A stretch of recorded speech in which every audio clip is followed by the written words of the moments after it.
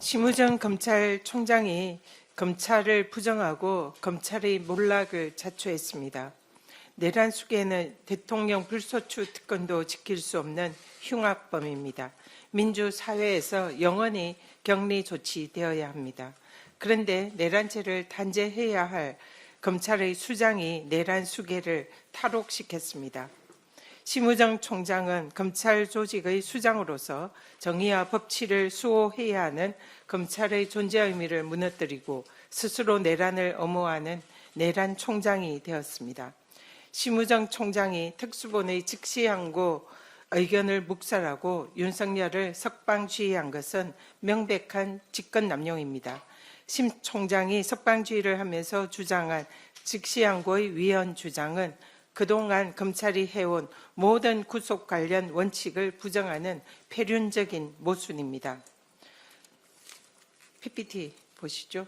검찰은 10년 전에 구속 집행정지에 대한 헌재의 위헌 결정을 구속 취소에는 적용하면 안 된다라는 입장을 피력한 바 있습니다.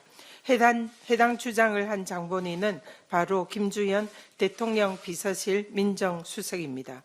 김주현 당시 법무부 차관은 구속 집행 정지는 장례식 참석과 같이 한시적인 사유가 대부분인데 구속 취소는 종국적인 신병을 결정하는 사안으로 즉시 항고가 필요하다라는 취지의 발언을 한 바 있습니다.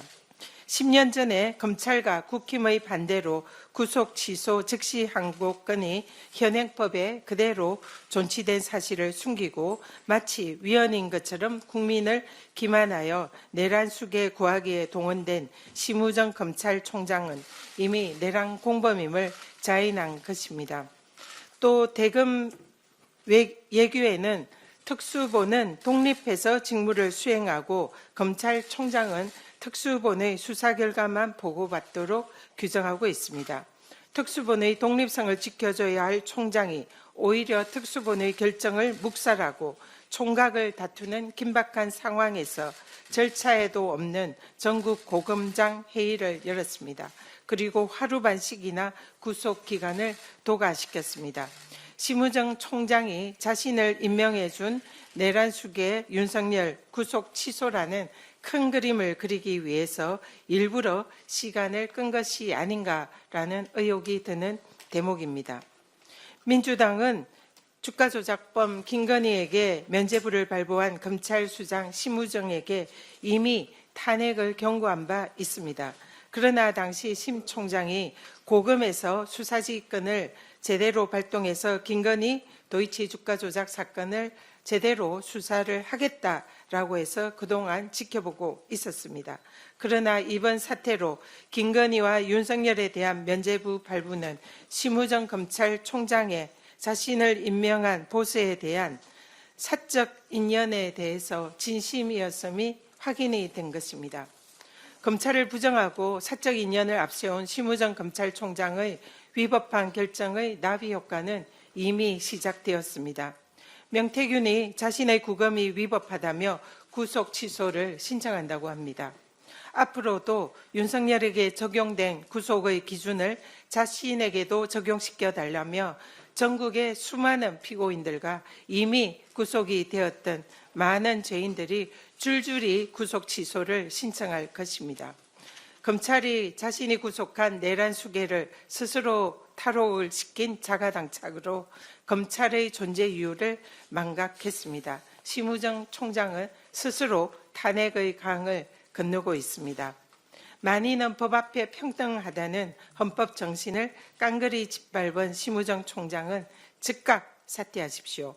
심 총장이 뻔뻔하게 물러나지 않는다면 국회는 국민의 이름으로 심판할 것입니다.